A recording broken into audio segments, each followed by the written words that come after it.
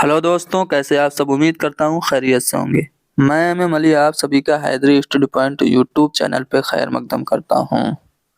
जिस भर्ती का आपको महीनों से इंतज़ार था वो इंतज़ार ख़त्म हुआ।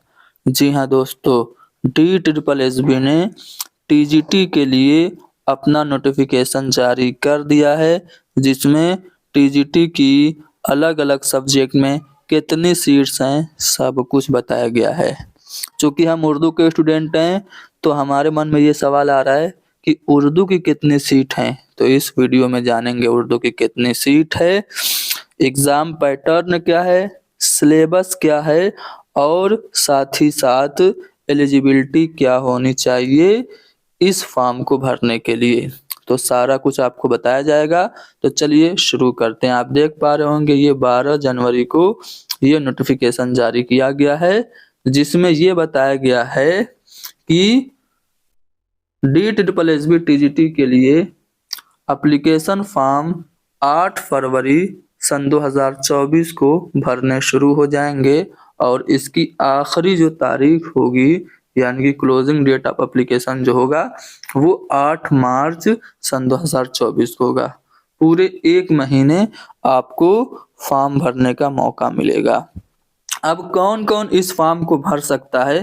तो देखिए, जो लोग, अगर आप उर्दू के स्टूडेंट हैं तो आपने BA किया हुआ हो उर्दू से, 3 साल आपका होना चाहिए, ठीक है? उसके बाद आप BEd हों, PTC वाले इसमें एलिजिबल नहीं हैं।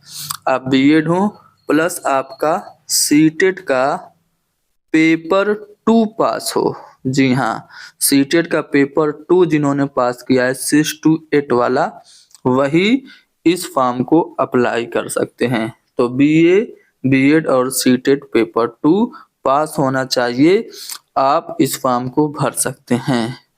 अब कितनी सीट्स हैं ये आप देखिए, तो अलग-अलग सब्जेक्ट में आप देख सकते हैं बहुत सारी सीटें हैं। चूँकि हम उर्दू के स्टूडेंट हैं तो हम देखेंगे उर्दू में टोटल कितनी सीट हैं। तो अगर आप देखें तो TGT उर्दू मेल में अगर देखें तो टोटल जो सीट्स हैं वो कितनी हैं, देखिए 265 सीट हैं। TGT उर्दू मेल की 265 टोटल सीट्स हैं और TGT उर्दू फीमेल की कुल सीट्स जो हैं वो 356 है, ठीक है?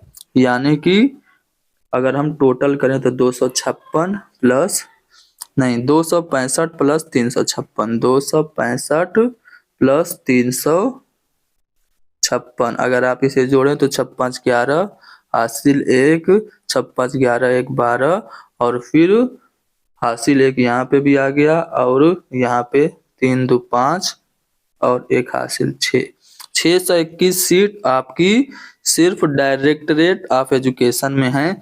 और इसके अलावा न्यू दिल्ली म्युनिसिपल काउंसिल में भी आपकी 5 सीट हैं, यानी कि टोटल आपकी 626 सीट हैं मेल और फीमेल कुल मिला करके। तो इतनी सीट बहुत ज़्यादा होती हैं।